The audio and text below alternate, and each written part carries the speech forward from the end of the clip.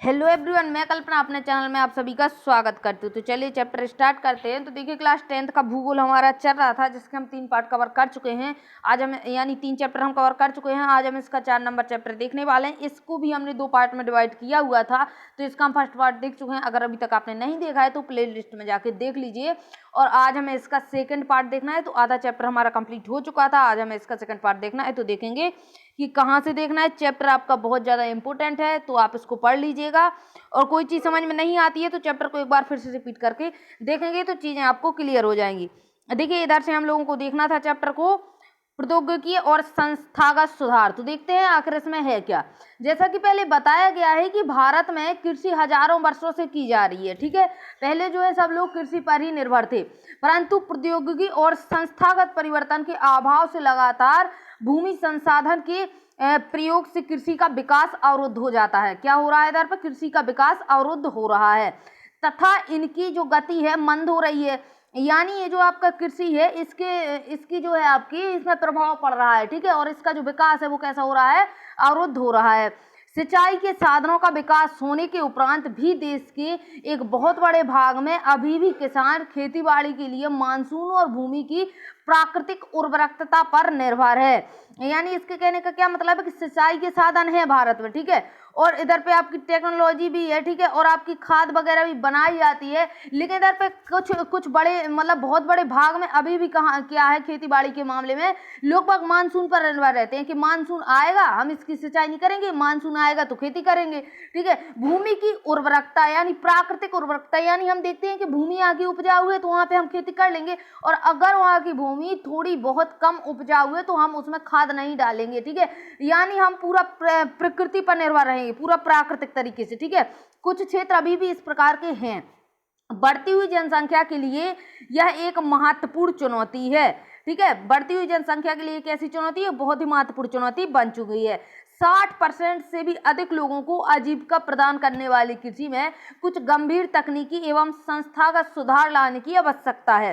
तो देखिए जो हमारी कृषि है इस पर कितने लोग आपके निर्भर हैं? तो 60% से भी अधिक लोग आजीविका यानी इनको जीवन जो मिलता है वो किससे मिलता है? 60% लोगों को कृषि से ही मिलता है। तो क्या है आपका कृषि में कुछ गंभीर तकनीकी, यानी हमें इसमें तकनीकी टेक्नोलॉजी देखनी चाहिए, इसकी संस्था बनानी चाहिए, चीज़ों की पहचान करवानी चाहिए कि यहाँ पे कितना खाद डालना है या क्या कुछ भी करना है।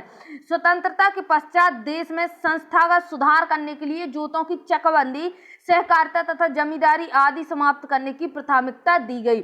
तो क्या हुआ कि स्वतंत्रता कब हुई आपकी? 1947 में, ठीक है। इसके पश्चात इसके बाद की बात है कि 1947 के पश्चात देश में संस्थागत सुधार करने के लिए जोतों की यानी जो खेत हैं जिनकी जुताई करी जाती है उनकी बात कर रहा है, जोतों की चकबंदी, सहकारिता तथा जमींदारी आदि समाप्त करने की प्राथमिकता दी गई, ठीक है। तो सबसे पहले इसको बंद करवाया गया। जो आपकी प्रथम पंचवर्षीय योजना थी, एग्जाम में पूछा जाता है कि प्रथम पंचवर्षीय योजना पर किस चीज को, प्रथम पंचवर्षीय योजना में किस चीज को जोड़ दिया गया? तो वो आपका कृषि पर ही था, याद रखिएगा, ठीक है। प्रथम पंचवर्षीय योजना में भूमि सुधार मुख्य लक्ष्य था, ठीक है। सबसे पहली जो पंचवर्षीय योजना थी जिसमें क्या किया गया कि उसमें भूमि सुधार को प्रथम लक्ष्य माना गया। भूमि पर पुश्तैनी अधिकार के कारण यह टुकड़ों में बंटती जा रही थी। पुश्तैनी अधिकार के कारण देखिए इधर पे क्या हुआ कि एक व्यक्ति के 2 पुत्र हो गए, इसके पास मान लीजिए 10 बीघा जमीन है, अभी 2 टुकड़ों में बट जाएगी, जाके कितनी हो जाएगी? दोनों के पास 5-5 बीघा हो जाएगी। तो ये चीज इधर पे हो चली थी कि टुकड़ों में जमीन बढ़ती जा रही थी, जिसकी चकबंदी करना अनिवार्य था, तो चकबंदी उसकी करी गई। देखिए आगे चलेंगे, आगे देखेंगे, इसमें आगे देखेंगे, देखिए क्या लिखा हुआ है। भूमि सुधार के कानून तो बने परंतु इनके लागू करने में ढील हो गई। भूमि सुधार की प्रथम पंचवर्षीय योजना में भूमि सुधार के कानून तो बना दिए गए, लेकिन क्या हुआ, इन कानून को लागू करने में ढील कर दी गई। 1960 से 1970 के दशक में भारत सरकार ने कई प्रकार के कृषि सुधारों की शुरुआत की। इन्होंने सुधार किया क्योंकि आपको पता है 1947, ठीक है। और जो आपकी 1951 में शायद आपकी हुई थी जो प्रथम पंचवर्षीय योजना है, 1951 में चालू हुई थी। तो इधर पे क्या हुआ कि कुछ कानून तो बनाए गए, लेकिन उन कानूनों में क्या हुआ, ढील डाल दी गई, यानी वो ठीक से लागू नहीं हुए। अब आगे चले तो आगे क्या हुआ, 1960-1970 के दशक में भारत सरकार ने कई प्रकार के कृषि सुधारों की शुरुआत की। तो फिर यहाँ से क्या हुआ, 1960-1970 के दशक में फिर से भारत सरकार ने कृषि सुधारों के लिए शुरुआत की। पैकेज टेक्नोलॉजी पर आधारित हरित क्रांति चलाई गई तथा श्वेत क्रांति को हम क्या कहते हैं, ऑपरेशन फ्लड भी कहते हैं, याद रखिएगा। पूछा जाता है एग्जाम में कि ऑपरेशन फ्लड हम कौन सी क्रांति को कहते हैं, तो श्वेत क्रांति को कहते हैं।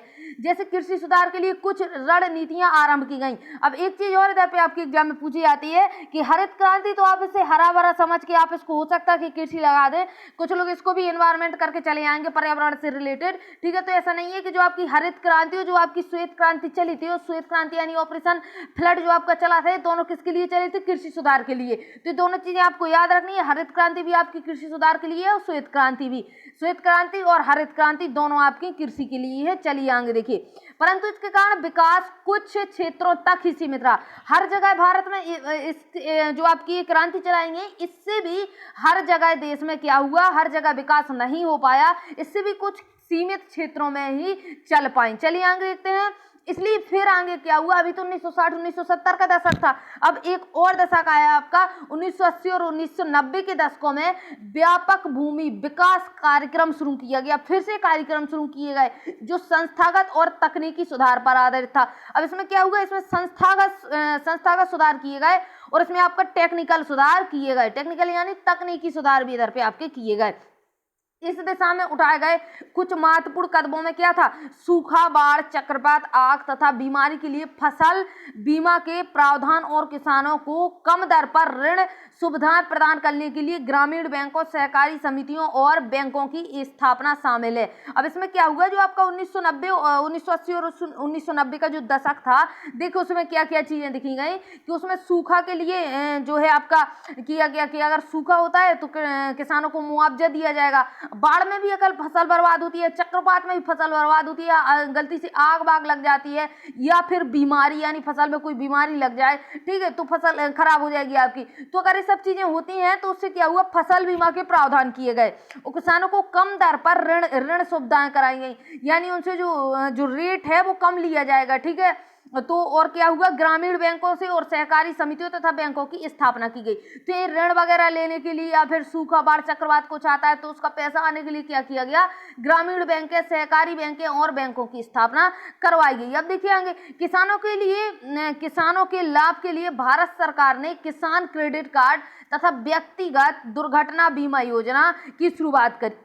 क्या किया, इधर पे किसान क्रेडिट कार्ड चलाया और व्यक्तिगत दुर्घटना बीमा योजना चलाई गई। इसके अलावा देखिए क्या है, इसके अलावा आकाशवाणी और दूरदर्शन पर किसानों के लिए मौसम की जानकारी के बुलेटिन और कृषि कार्यक्रम प्रसारित किए गए। क्या हुआ कि कुछ कार्यक्रम चलाए गए, कहाँ कहाँ पे, आकाशवाणी और दूरदर्शन पे। उससे पता चलता है किसानों को कि मौसम की जानकारी किस प्रकार की चल रही है, ठीक है, इससे मतलब मौसम की जानकारी हो जाती है।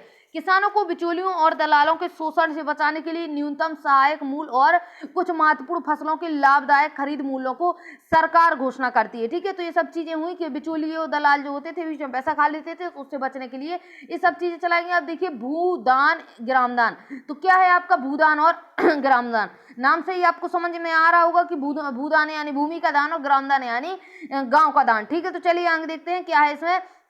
तो देखिए महात्मा गांधी ने, किसने, महात्मा गांधी ने विनोबा भावे, जिन्होंने उनके सत्याग्रह में सबसे निष्ठावान सत्याग्रही की तरह भाग लिया था, किसने, विनोबा भावे ने। किसके सत्याग्रह में, महात्मा गांधी के, को अपना आध्यात्मिक उत्तराधिकारी घोषित कर दिया। इन्होंने क्या किया, विनोबा भावे को क्या किया, विनोबा भावे को अपना आध्यात्मिक उत्तराधिकारी घोषित कर दिया। उनकी गांधी जी के ग्राम स्वराज अवधारणा में भी गहरी आस्था रही है, ठीक है। गांधी जी की शहादत के बाद उनके संदेश को लोगों तक पहुंचाने के लिए विनोबा भावे ने लगभग पूरे देश की पदयात्रा की, यानी ये पैदल चले पूरे देश में। एक बार जब वे आंध्र प्रदेश के एक गांव में बोल रहे थे तो कुछ भूमिहीन गरीब ग्रामीणों ने उनसे अपने आर्थिक भरण पोषण के लिए कुछ भूमि मांगी, यानी उन लोगों ने ग्राम के जो गांव वो उधर के किसान थे, उन लोगों ने क्या बोला आर्थिक भरण पोषण के लिए हमें कुछ भूमि दे दीजिए। विनोबा भावे ने उनसे तुरंत तो कोई वादा नहीं किया, ठीक है, परंतु क्या किया, उनको आश्वासन दिया कि वे सहकारी खेती करें और वे भारत सरकार से बात करके उनके बीच जमीन मुहैया करवाएंगे, यानी उन्होंने बोल दिया कि हाँ आपको जमीन मुहैया हम करवा देंगे। अचानक से रामचंद्र रेड्डी उठ खड़े हुए और उन्होंने 80 भूमिहीन ग्रामीणों को क्या किया, 80 भूमिहीन ग्रामीण को, यानी उनके पास 80 लोगों के पास जिनके पास भूमि नहीं थी, यानी वे बिल्कुल से भूमिहीन थे, ठीक है, उनको क्या किया, उन्होंने 80 एकड़ भूमि बांटने की पेशकश की, ठीक है। आगे देखेंगे क्या है, इसे हमने भूमि दान कह दिया, भूदान। अब भूमि का दान किया तो क्या कहेंगे, भूदान कहेंगे, ठीक है। बाद में विनोबा भावे ने यात्रा की और उन्होंने यात्रा की और अपना यह विचार पूरे भारत में फैलाया। कुछ जमींदारों ने, जो अनेक गांव के मालिक थे, बड़े बड़े जमींदार थे, जिनका क्या थे, कुछ गांव के मालिक थे, भूमिहीनों को पूरा गांव देने की पेशकश कर दी। उन लोगों ने क्या बोला कि पूरा हम गांव दे देंगे, तो इससे क्या बोला गया कि ये हो गया आपका ग्रामदान। परंतु कुछ जमींदारों ने तो भूमि सीमा कानून से बचने के लिए अपनी भूमि का एक हिस्सा दान किया था। क्या किया था? भूमि सीमा कानून, यानी उनको लगा कोई कानून न लग जाए, इसके कारण उन्होंने क्या किया कि अपना जमीन जो है उसमें दान में दे दिया। विनोबा भावे द्वारा शुरू किए गए इस भूदान आंदोलन को हम क्या कहते हैं? तो इसका नाम एक और क्या पड़ा इसका? रक्तहीन क्रांति, यानी रक्त के बिना, बिना रक्त की क्रांति चली, जो कि एक आपकी चली थी। इसका क्या नाम है?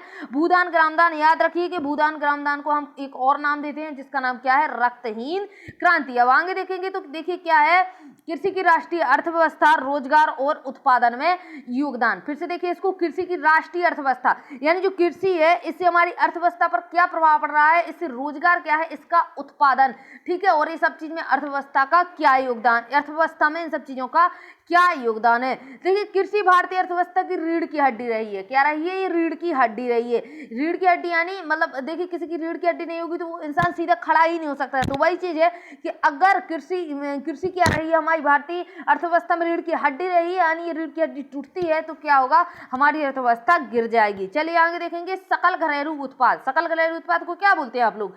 जीडीपी, ठीक है, ग्रॉस डोमेस्टिक प्रोडक्ट, ठीक है। आगे देखिएगा तो सकल घरेलू उत्पाद में कृषि के योगदान का अनुपात कितना रहा है आपसे कितना क्या रहा है? इसका जो अनुपात था 1991 से लगातार घटने के उपरांत अब क्या हुआ, ये घटता जा रहा है, ठीक है। 1991 से धीरे धीरे घटा, तो देखिए 1991 से घटता हुआ आया, तो यह 2010 और 11 में देश की लगभग 52% जनसंख्या के लिए रोजगार और आजीविका का साधन है। कितना पहले कितना था आपका? 60% से अधिक, अब क्या हुआ, 52% हो गया 2011-12 के अगर आप आंकड़े देखते हैं तो। कृषि का सकल घरेलू उत्पाद में घटता अंश गंभीर चिंता का विषय है। बिल्कुल गंभीर चिंता का विषय ही रहेगा, क्योंकि कृषि में किसी भी प्रकार की गिरावट और प्रगति रोध अर्थव्यवस्था के अन्य क्षेत्रों में गिरावट लाएगा, बिल्कुल लाएगा, अर्थव्यवस्था के अन्य क्षेत्रों में गिरावट लाएगा, क्योंकि कृषि तो हमारा एक मुख्य है, ठीक है, बिना कृषि की तो कुछ होना नहीं है। तो अगर कृषि का सकल घरेलू उत्पाद में घटता अंश आपको दिख रहा है तो ये गंभीर चिंता का विषय बन जाता है, ठीक है। और इससे और क्षेत्रों में क्या होगा, गिरावट आएगी, जो समाज के लिए व्यापक निहितार्थ है। तो इससे क्या है, इससे हमें नुकसान पहुंचेगा।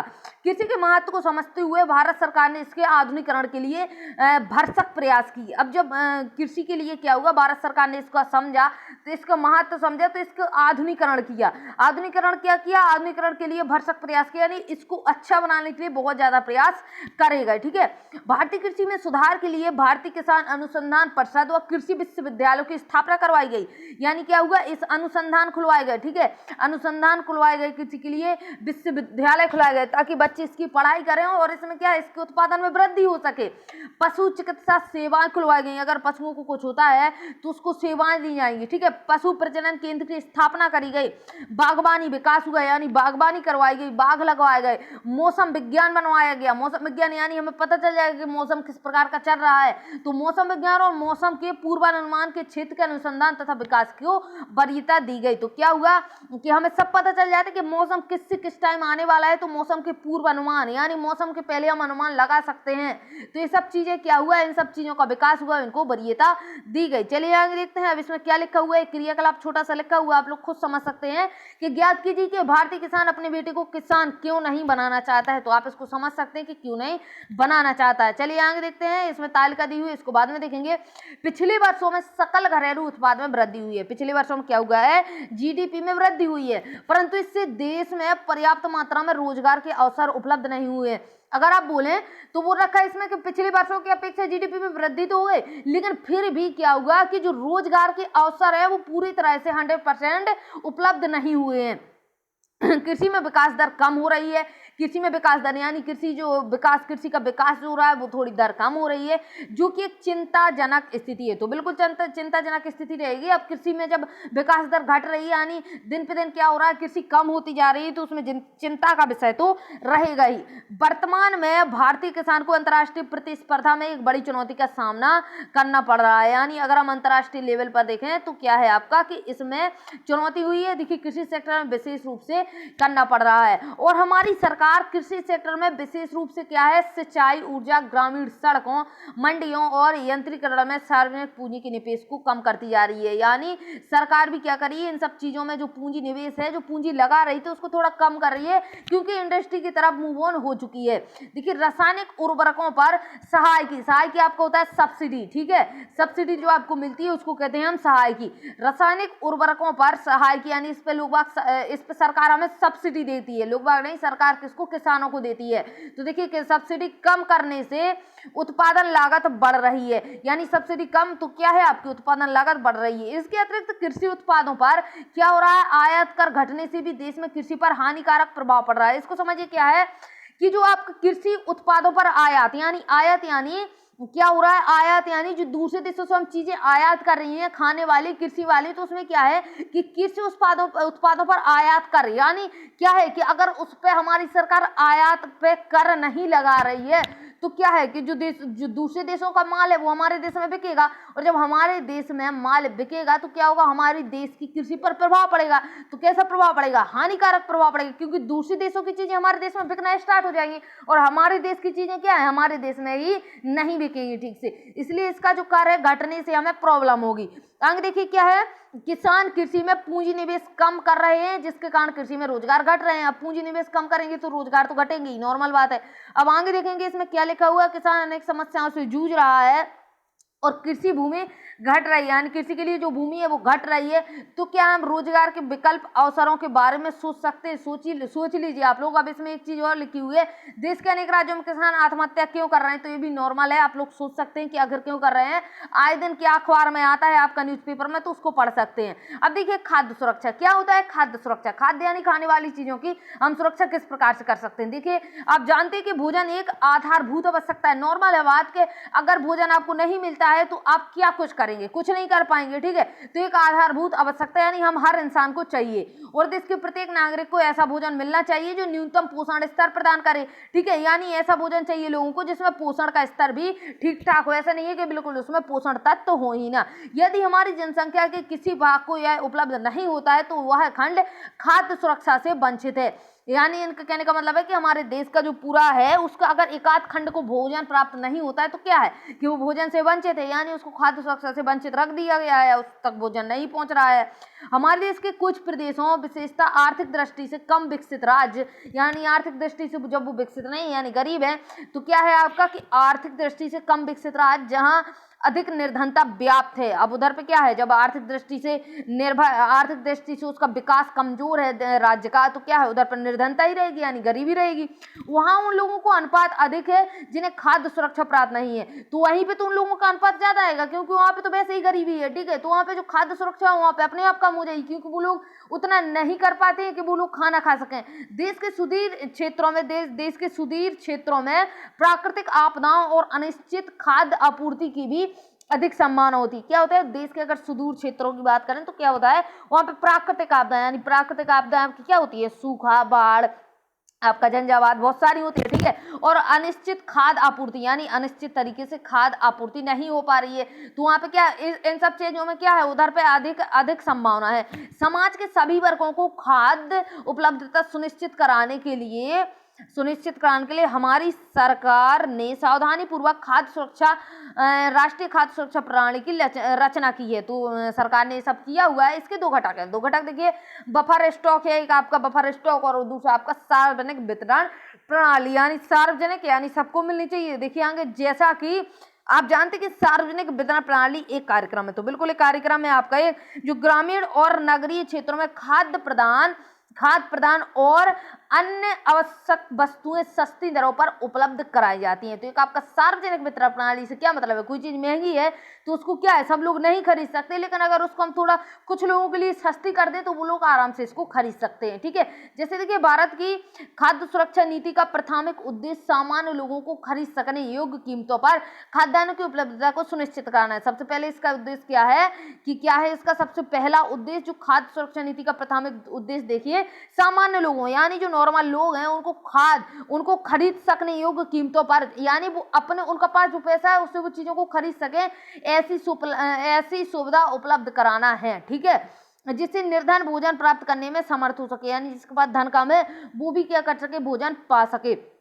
इस नीति का केंद्र कृषि उत्पादन में वृद्धि और भंडारों को बनाए रखने के लिए चावल और गेहूं की अधिक प्राप्ति के लिए समर्थन मूल्य को निर्धारित करना है। फिर से सुनिए, इसका क्या है कि इस नीति का केंद्र जो है वो कृषि उत्पादन में वृद्धि के लिए है, ठीक है, और भंडारों को बनाए रख ले, यानी भंडार जो है आपके बने रहे, ठीक है। तो भंडारों को बनाए रखने के लिए चावल और गेहूं आपका सबसे ज्यादा खाया जाता है। हमारे इंडिया में जो चावल है सबसे फर्स्ट नंबर पर खाया जाता है, गेहूं दूसरे नंबर पर खाया जाता है, ठीक है। तो देखिए, चावल और गेहूं की अधिक प्राप्ति के लिए समर्थ मूल्य को निर्धारित करता है, यानी लोग बाग इसको चावल और गेहूं को आराम से खरीद सकें, ऐसा मूल्य ये लोग रखते हैं।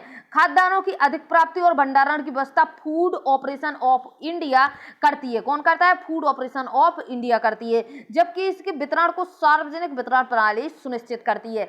यानी क्या है, सीधा बात क्या है, भंडारण कौन करेगा इसका, ठीक है, इन खाद्यान्नों का भंडारण कौन करेगा, तो आप बोलेंगे फूड कॉर्पोरेशन ऑफ इंडिया। और अगर इसका वितरण देखें कि कहां किस प्रकार से बंटना है, किस प्रकार से चीजें होनी है, तो उसको सुनिश्चित कौन करेगा, तो उसको सुनिश्चित सार्वजनिक वितरण प्रणाली सुनिश्चित करेगी। दोनों डिफरेंस याद रखिएगा।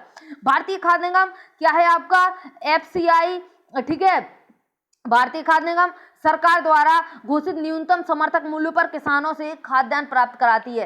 किसानों से क्या होती है, खाद्यान्न प्राप्त करा देती है। सरकार उर्वरक, ऊर्जा और जल जैसे कृषि निवेशकों पर सहायता उपलब्ध कराती है। क्या करती है, इन सब चीजों पर कौन कौन, उर्वरक अगर इन्हें लेना हो, ठीक है, अगर इन्हें ऊर्जा चाहिए हो किसी चीज के लिए, यानी ऊर्जा आपका जैसे क्या है, लाइट चाहिए हो, यानी बिजली चाहिए हो, ठीक है, जल चाहिए हो, तो इसमें क्या होता है, कृषि निवेशकों पर सहायता उपलब्ध कराती कौन, सरकार आपकी सब्सिडी देती है लोगों को, ठीक है। अब इन सहायकों का बोझ उठाना आसानी हो रहा है और इनसे इन दुर्लभ निवेशों का बड़े पैमाने पर दुरुपयोग भी हो रहा है। यानी अगर सब्सिडी देते हैं तो कुछ लोग क्या करते हैं, इसका दुरुपयोग भी करते हैं, यानी जिनको जरूरत नहीं है वो भी इसको क्या करेंगे, इसका दुरुपयोग करके इसको पाएंगे, ठीक है। जल और उर्वरकों के अधिक और अविवेकपूर्ण प्रयोग से जलाक्रांत का लवणता और सूक्ष्म पोषक तत्वों की कमी की समस्या पैदा हो रही है। क्या बोल रखा है कि जल और उर्वरकों के अधिक अविवेकपूर्ण प्रयोग, यानी जल का मतलब सिंचाई पानी जितना चाहिए उससे ज्यादा, ठीक है, और उर्वरक जितने डालने हैं उससे ज्यादा। लोगों को क्या मानना होता है गांव के किसानों का कि अगर उर्वरक 5 किलो डालना है तो हम क्या करेंगे, उसमें 10 किलो डाल देंगे ताकि हमारी पैदावार दुगनी हो जाएगी। लेकिन आखिर का ऐसा नहीं होता है, ठीक है। जितना अगर आप 4 रोटियां आपको खाना है तो आप 8 रोटी तो खा नहीं सकते, ठीक है, जबरदस्ती की। तो वही चीज होती है, मिट्टी में जितनी उसे क्या है, जितनी उर्वरक की जरूरत है उतना डालें तो सही रहेगा।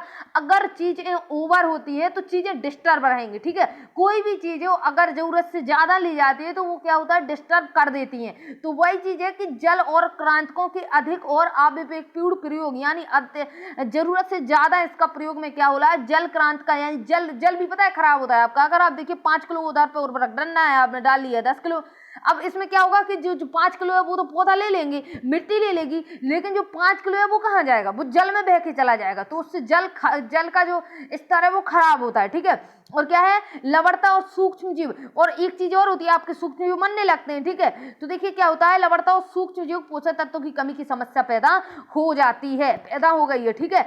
ऊंचा न्यूनतम समर्थक मूल्य निवेशकों में सहायकी और एफसीआई द्वारा दर्शिता आपका क्या है, खरीद ने शस्य प्रारूप को बिगाड़ दिया है। जो न्यूनतम समर्थक मूल्य उन्हें मिलता है उसके लिए गेहूं और चावल की अधिक फसलें उगाई जाती हैं। पंजाब और हरियाणा इसके अग्रणी उदाहरण हैं, यानी पंजाब हरियाणा में गेहूं और चावल सबसे ज्यादा उगाया जाता है, ठीक है। खेती वहां पे आपकी अच्छी होती है, लगभग 80% भाग पे खेती हो जाती है। देखिए आगे, जैसे कि आप जानते हैं कि उपभोक्ताओं को 2 वर्गों में बांटा गया है। कौन कौन से वर्ग हैं आपके, तो एक होता है आपका गरीबी रेखा से नीचे, यानी बिलो पॉवर्टी लाइन, यानी आपने सुना होगा आपका क्या होता है, बीपीएल, ठीक है, बीपीएल आपने सुना होगा। और गरीबी रेखा से ऊपर यानी अब पॉवर्टी लाइन यानी एपीएल। और प्रत्येक वर्ग के लिए कीमतें अलग अलग हैं, ठीक है। अगर गरीबी रेखा से नीचे हैं लोग तो उनके लिए कीमतें अलग रखी जाएंगी, अगर गरीबी रेखा से ऊपर हैं अगर वो खरीद सकते हैं तो उनको थोड़ा पैसा लगेगा, ठीक है। तो इनके लिए कीमतें अलग अलग रखी गई हैं, परंतु ये वर्गीकरण पूर्ण नहीं है।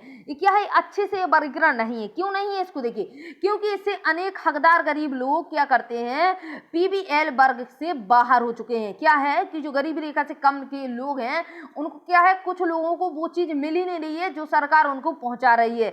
अब आगे देखिए क्या होता है, कई एपीएल श्रेणी के लोग एक फसल खराब होने से ही पीबीएल श्रेणी में चले जाते हैं। अब फसल खराब होगी तो क्या होगा, उसकी श्रेणी चेंज हो जाएगी, लोग बाग होगी, ठीक है।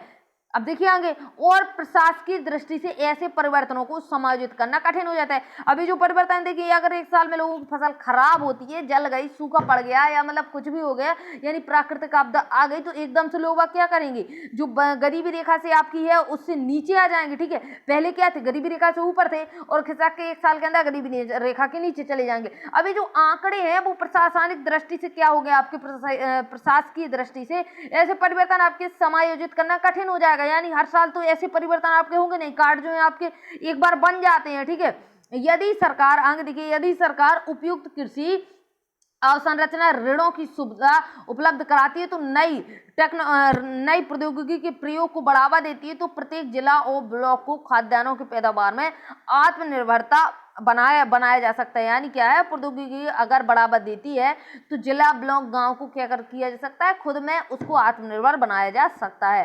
केवल गेहूं और चावल पर ध्यान देने की अपेक्षा उस क्षेत्र में उगने वाली खाद्य फसलों को बढ़ावा दिया जाना चाहिए। यानी जरूरी नहीं है कि आप बोले कि भाई गेहूं चावल उगता है, अच्छा गेहूं चावल खाने के लिए हमें लगता है, तो आप हर जगह जाके उसको गेहूं चावल को मतलब उगा चले। आप जम्मू कश्मीर में पहुंच जाए गेहूं चावल को उगाने के लिए, तो ऐसा तो नहीं है, ऐसा नहीं देखना है हमें। ठीक है, ऐसा देखेंगे तो चीजें आपकी डिस्टर्ब बनी रहेंगी। हमें क्या देखना है कि उस क्षेत्र, जो विशेष क्षेत्र, वहां पे कौन सी फसल अच्छी उग रही है, उसको हमें बढ़ावा देना है। अगर उसको हम बढ़ावा देंगे तो वो फसल की जो वृद्धि है अच्छी रहेगी, यानी जिससे वृद्धि की बेहतर संभावना हमें मिल सकती है।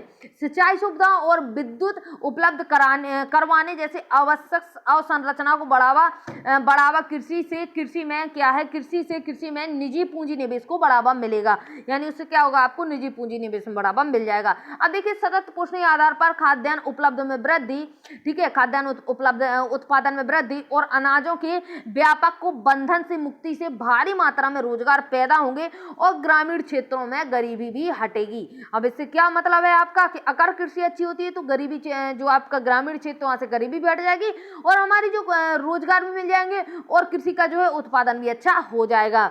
आगे देखिए, धीरे धीरे खाद्य फसलों की दृष्टि का स्थान कहाँ कहाँ जा रहा है। देखिए, धीरे धीरे खाद्य फसलों की कृषि का स्थान कौन आ रहा है आपका। देखिए, फलों, सब्जियां, तिलहनों यानी जिस फसल से हमें तेल मिलता है, और औद्योगिक फसलों की कृषि लेती जा रही है। ठीक है, आगे देखेंगे, इससे अनाजों और दालों के अंतर्गत निबल बोया गया क्षेत्र कम होता जा रहा है। भारत की बढ़ती जनसंख्या के साथ घटता खाद्य उत्पादन देश की भविष्य की खाद्य सुरक्षा पर प्रश्न चिन्ह लगाता है। ठीक है, तो ये क्या है, एक प्रश्न चिन्ह टाइप का आपका लग रहा है कि भारत की बढ़ती जनसंख्या, अगर इतनी ज्यादा आपकी जनसंख्या बढ़ती है, तो देखिए भारत की बढ़ती जनसंख्या के साथ घटता खाद्य उत्पादन, अब जनसंख्या बढ़ेगी, खाद्य उत्पादन घटेगा, तो इससे क्या है, देश का भविष्य आपका असुरक्षित टाइप का हो जाएगा। ठीक है, तो उस चीज में आपकी डिस्टरबेंस हो रही है, यानी प्रश्न चिन्ह लग जाएगा कि आखिर ये कैसे सही होगा कि भाई जनसंख्या बढ़ रही है, और जो आपका उत्पादन है खाद्य वाला वो घट रहा है, तो इससे तो हमें खाना तो हम पूरे देश को उपलब्ध करा नहीं सकते। अब देखिए, भूमि के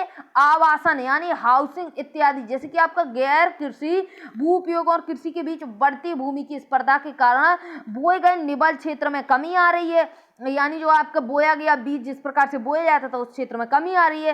भूमि की उत्पादकता ने घटती प्रवृत्ति दर्शानी आरंभ कर दी है, यानी भूमि की उत्पादकता, यानी भूमि जो उत्पादन कर रही थी उसका क्या है, वो घट रहा है। उर्वरक, पीड़कनाशी, कीटनाशी जिन्होंने कभी नाटकीय परिणाम प्रस्तुत किए थे, वो अब मिट्टी के निम्नीकरण का दोषी माना जा रहा है। यानी क्या है कि अगर हम उधर पे देखते हैं उर्वरक, पीड़कनाशी, कीटनाशी, अब इसमें क्या होता है कि अगर हम मिट्टी को चेक करवाएं, ठीक है, और फिर हम उर्वरक डालें कि कितना डालना है, तो ठीक है, लेकिन लोग क्या करें कि बिना मिट्टी को चेक करवाएं उर्वरक या पीड़कनाशी या कीटनाशी उसमें डालते हैं, तो वही चीज क्या है, आपका भूमि का निम्नीकरण कर देगी, यानी वही चीज धीरे धीरे भूमि को बंजर बना देगी। ठीक है, क्योंकि जरूरत से ज्यादा चीजें क्या होती हैं, खराब होती हैं, तो वही चीज इधर पे आ जाएगी, जरूरत से ज्यादा चीजें खराब होने लगेंगी, तो वही चीज क्या है, मिट्टी के निम्नीकरण की यही चीजें आपकी दोषी मानी जा रही हैं।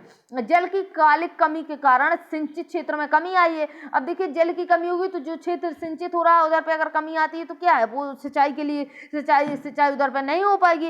असक्षम जल प्रबंधन की जलाक्रांत का और लवणता की समस्या खड़ी हो रही है। अब इसका क्या है, अब इसमें आगे देखिए क्या है, इसका एक मुख्य कारण भूमि निम्नीकरण है। देखिए आगे, किसानों को मुफ्त बिजली उपलब्ध करवाने के कारण जल सघन फसलें उगाने के लिए कुछ क्षेत्र के किसानों को सिंचाई के लिए अधिकाधिक भूमिगत जल को पंपों के द्वारा निकालने का प्रोत्साहन मिला। अब इसमें क्या है कि सरकार ने सोचा क्या किया जाए कि मतलब किसान को दिक्कत हो रही है, उसको मुफ्त बिजली दी जाए। लेकिन अब किसानों ने क्या हुआ, इसका गलत फायदा उठाया। कैसे कि उनको लगा भैया मुफ्त बिजली, अब इसमें क्या करना है कि अगर जैसे पानी निकाल रहे हैं, जो पंपों के द्वारा ऊपर की साइड पानी आ रहे हैं बिजली के द्वारा, उसको लोग हद से ज्यादा निकाल रहे हैं। यानी लगना मान लीजिए 5 लीटर है, निकालेंगे उसको 10 लीटर। अब इससे दो चीजें हैं कि एक तो बिजली खराब कर रहे हैं पूरी, ठीक है, बिजली खराब मतलब बिजली तो आपकी बर्बाद हो ही रही है कि 5 मिनट चलने की जगह उसको 10 मिनट चलाएंगे। और दूसरी बात, उस जगह से पानी को भी खिंचाई, उसकी उस जगह से पंप के द्वारा पानी की भी खिंचाई हो रही है, जिसके कारण वहां से पानी का भी निम्नीकरण होने लगेगा। तो ये चीज होती है आपकी, लोग बाग चीजों का गलत उपयोग करने लगते हैं। अब देखिए कम वर्षा वाले, आगे देखेंगे इधर पर क्या है, कम वर्षा वाले क्षेत्रों जैसे पंजाब में चावल और महाराष्ट्र में गन्ने की खेती इसके उदाहरण है।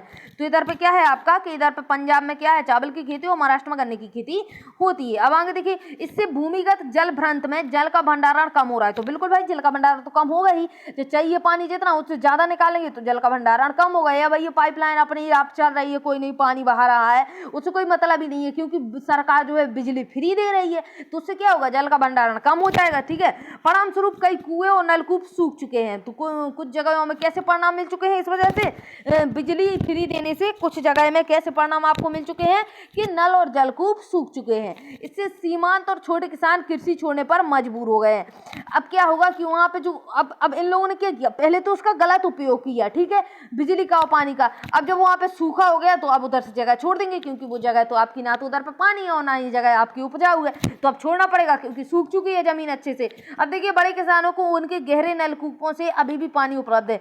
अब इन लोगों ने क्या किया, और गहरा नलकूप करा रखा है, तो उन्हें पानी मिल रहा है, तो वो लोग वहां पर रह रहे हैं। परंतु बहुत से दूसरे किसान जल की कमी की समस्या का सामना कर रहे हैं। आगे देखिए, अपर्याप्त भंडारण सुविधाएं और बाजार के अभाव में भी किसान हतोत्साहित होते हैं। तो अब इसमें क्या है, अपर्याप्त भंडारण सुविधाएं, यानी भंडारण सुविधा नहीं मिल रही है, या मतलब जगह उतनी नहीं कि जितनी कृषि हुई है हमारी हम अपने घर में रख सकें। या फिर देखिए बाजार के अभाव, यानी बाजार मार्केटिंग अच्छी नहीं मिल रहा है, तो क्या होगा, किसान हतोत्साहित होगा, यानी उसकी जब कीमत अच्छी नहीं लगेगी कृषि की, उसको पैसा नहीं मिलेगा, तो हतोत्साहित होना तो आपकी आम बात है।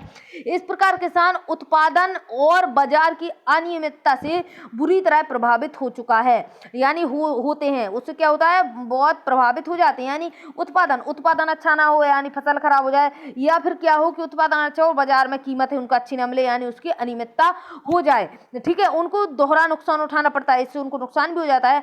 एक तो कृषि लागत, तो जैसे कि उच्च पैदावार वाले बीज, पहले तो क्या करते हैं, कृषि लागत लगाएंगे, कौन सा कृषि लागत में क्या क्या हो जाएगा, पहले तो क्या करेंगे, उच्च पैदावार वाले बीज खरीदेंगे, उर्वरक यानी आपका खाद वगैरह डालेंगे, ठीक है, अधिक दाम देने पड़ेंगे इन सब चीजों के लिए। और दूसरी ओर खरीद मूल्य बढ़ाने के लिए संघर्ष करना पड़ता है, यानी इतनी ज्यादा मेहनत करनी पड़ती है, इतना ज्यादा कठिन परिश्रम करना पड़ता है, तब जाके कृषि होके निकलती है। किसानों की पैदावार एक साथ मंडी में पहुंचती है, जिसके कारण खरीद मूल्य कम मिलता है। अब देखिए, जब मंडी में इकट्ठा सामान आपका पहुंचता है, इकट्ठा आपकी पैदावार पहुंचती है, तो उससे क्या होता है, उधर पर दाम जो है घट जाते हैं, परंतु उन्हें मजबूरी में उनके उत्पादन को बेचना पड़ता है। अब कहां तक रखेंगे, या तो हो सकता है उनके पास भंडारण के लिए जगह ना हो, या हो सकता है उन्हें पैसे की बहुत ज्यादा जरूरत हो, तो कम दाम पर ही उनको क्या होता है, अपने उत्पाद को बेचना पड़ जाता है। इसलिए छोटे किसान की सुरक्षा बिना खाद्य सुरक्षा संभव नहीं है, तो इससे क्या होता है, इनको नुकसान पहुंच जाता है। ठीक है, अब देखिए वैश्वीकरण का कृषि पर प्रभाव, वैश्वीकरण यानी विश्व स्तर पर कृषि का क्या प्रभाव पड़ रहा है। अभी तो हमने इंडिया का देख लिया। देखिए वैश्वीकरण कोई नई घटना नहीं है, बिल्कुल कोई नई घटना नहीं है, ये बहुत पुरानी घटना है, हर चीज में वैश्वीकरण का प्रभाव आपका होता है। तो देखिए वैश्वीकरण कोई नई घटना नहीं, यानी विश्व स्तर पर कोई हम पहली बार चीज नहीं देख रहे हैं। उपनिवेश काल में भी यही स्थिति मौजूद थी, यानी पीछे की अगर काल में देखेंगे तो यही स्थिति आपकी थी। 19वीं शताब्दी में जब यूरोपीय व्यापारी भारत आए, 19वीं शताब्दी जब यूरोपीय व्यापारी कहाँ आए, भारत आए, तो उस समय भी भारतीय मसाले विश्व के विभिन्न देशों में निर्यात किए जाते थे। ठीक है, यानी यहाँ से क्या होता था कि भारत के मसाले ले जाए जाते थे और बेचे जाते थे दूसरे देशों में। और दक्षिण भारत में किसानों को इन फसलों को उगाने के लिए किसकी बात कर रहा है, दक्षिण भारत में किसानों को इन फसलों को उगाने के लिए प्रोत्साहित किया जाता था, यानी उनको बोला जाता जाता था कि आप मसाले उगाएं। ठीक है, आज भी गरम मसाले भारत से निर्यात किए जाने वाली मुख्य वस्तुओं में शामिल है, यानी जो विदेशों में गरम मसाले जाते हैं वो हमारे भारत से ही अधिकतर जाते हैं। आगे देखिए क्या है, ब्रिटिश काल में अंग्रेज व्यापारी भारत के कपास क्षेत्र की ओर आकर्षित हुए। अब क्या हुआ कि ब्रिटिश काल में क्या हुआ, जब ब्रिटिश लोग हमारे यहाँ आए तो क्या हुआ, अंग्रेजी व्यापारी जो थे उनका जो आकर्षण है किस साइड गया, यानी उनका ध्यान कहाँ गया, उनका ध्यान कपास पर गया और भारतीय कपास को ब्रिटेन में सूती वस्त्र उद्योग के लिए कच्चे माल के रूप में निर्यात किया गया। अब क्या हुआ कि कपास उगाते हम थे, लेकिन क्या होता था कि जो कपास है आपका कच्चे माल के रूप में, कच्चा माल तो है ही आपका कपास, क्योंकि उससे पहले तो धागा बनेगा, फिर धागा बनकर उससे कपड़ा बनता है। ठीक है, फिर जाके कहीं आपके पहनने लायक कपड़ा बन पाता है, तो उसको निर्यात किया गया, यानी उसको दूसरे देशों में भेजा गया। अब क्या हुआ, मैनचेस्टर और लिवरपूल में सूती वस्त्र उद्योग भारत में पैदा होने वाले उत्तम किस्म की कपास की उपलब्धता पर फली फूली। क्या हुआ कि जो मैनचेस्टर और आपका लिवरपूल जो था, वो क्या हुआ कि हमारे यहाँ से अच्छी किस्म की उत्तम कपास मिलती थी और जिससे क्या हुआ, वो लोग फले फूले। ठीक है, आपने 1917 में बिहार में हुए चंपारण आंदोलन के बारे में पढ़ा होगा, बिल्कुल पढ़ा है। इसकी शुरुआत इसलिए हुई थी कि इस क्षेत्र के किसानों पर नील की खेती करने के लिए दबाव डाला गया था। क्या हुआ था कि ये लोग दबाव डाल रहे थे कि आप लोग नील की खेती कर रहे हैं। ठीक है, अब दबाव क्या है, प्रेशर किसी पे डालोगे तो लोग क्या करेंगे। इन लोगों ने आंदोलन शुरू किया, कौन सा आंदोलन, चंपारण आंदोलन। ठीक है, तो चंपारण आंदोलन आपका किसके लिए चला, नील की खेती का विरोध करने के लिए। ठीक है, एक तो नील की खेती आपकी क्या थी कि जिस जगह पे आपकी नील की खेती करी जाती थी तो वहाँ की भूमि को बंजर होने का डर रहता था। ठीक है, क्योंकि ये बहुत ज्यादा पानी लगता था इसमें। तो देखिए क्या है, नील ब्रिटेन के सूती वस्त्र उद्योग के लिए कच्चा माल था। तो नील भी क्या था आपका, एक कच्चा माल के रूप में जा रहा था। ये किसान इसलिए बढ़ गए क्योंकि उन्हें अपने उपभोग के लिए अनाज उगाने से मना कर दिया गया। और वहाँ पे क्या है कि अनाज भी नहीं उगाने दिया जाता था। उससे क्या बोला जाता था कि यहाँ पे आप लोग क्या करिए कि नील की खेती करिए, अब अनाज नहीं उगाएंगे तो खाएंगे क्या। ठीक है, इसलिए किसान बड़ा कुटे और उन्होंने आंदोलन छेड़ दिया, कौन सा, चंपारण। ठीक है, तो नील की खेती के लिए छेड़ा गया था, याद रखिए, हिस्ट्री का क्वेश्चन है, एग्जाम में पूछा जाता है।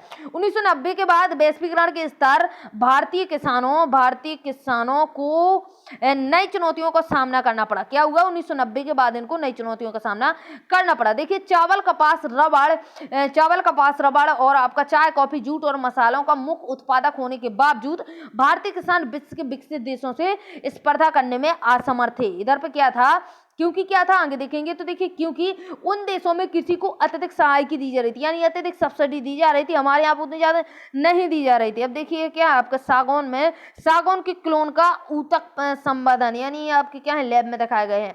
तो क्या है आगे चीजें, तो देखिए, आज भारतीय कृषि दोराहे पर है, यानी आज भारतीय कृषि क्या है आपकी, दोराहे पर है। भारतीय कृषि को समक्ष और लाभदायक बनाना है तो सीमांत और छोटे किसानों की स्थिति सुधारने पर जोर देना है। ठीक है, अगर हमें इसको अच्छा बनाना है तो जो किसान कृषि करते हैं उनमें सुधार हमें लाना चाहिए और उनको चीजें समझानी चाहिए। ठीक है, तो उसको सुधार करने के लिए हमें, तो देखिए, हरित क्रांति ने लंबा चौड़ा वादा किया, परंतु हरित क्रांति तो अभी हमने ऊपर पढ़ी है ना कि क्या था, तो बस वही चीजें हैं कि हरित क्रांति ने लंबा चौड़ा वादा किया, परंतु आज यह कई विवादों से घिरी हुई है। ठीक है, यह आरोप लगाया जाता है कि हरित क्रांति के दौरान रसायनों के अधिक प्रयोग, जल भ्रंतों के सूखने और जैव विविधता विलुप्त होने के कारण भूमि का निम्नीकरण हुआ है। ठीक है, जहां जीन क्रांति संकेत शब्द है, ठीक है, जिसमें जेनेटिक इंजीनियरिंग सम्मिलित है। ठीक है, तो ये चीजें आपकी आगे देखिए, जेनेटिक इंजीनियरिंग बीजों की नई संकर किस्मों का आविष्कार करने में शक्तिशाली पूरक के रूप में जानी जाती हैं। आगे देखिए, इसमें क्या है, उर्वरक छिड़कते हुए किसान दिखाए गए हैं। तो आप इधर से देखेंगे, वास्तव में कार्बनिक कृषि का आज अधिक प्रचलन है। कौन सी कृषि आपकी, कार्बनिक कृषि। ठीक है, यानी ऑर्गेनिक, क्योंकि यह उर्वरकों तथा कीटनाशकों जैसे कि आपका कारखानों में निर्मित रसायनों के बिना की जाती है। क्या है कि भैया क्या किया जाता है कि रसायनों में निर्मित, जो कारखानों में जो रसायन आपके निर्मित किए जाते हैं उसके बिना की जाती है, इसलिए पर्यावरण पर इसका नकारात्मक प्रभाव नहीं पड़ता है। तो इससे पर्यावरण पर इसका नकारात्मक प्रभाव नहीं पड़ता है, कोई भी प्रभाव पर्यावरण पर नहीं पड़ेगा। कुछ अर्थशास्त्रियों का यह भी मानना है कि बढ़ती जनसंख्या के कारण घटते आकार की जोतों पर क्या है, आकार की जोतें घट रही हैं और जनसंख्या बढ़ती रही है। ठीक है, यदि खाद्यान्नों की खेती ही होती रही तो भारतीय किसानों का भविष्य कैसा अंधकारमय हो जाएगा, यानी क्या होगा, लास्ट में बिल्कुल कृषि नहीं बचेगी और चीजें अंधकारमय हो जाएंगी।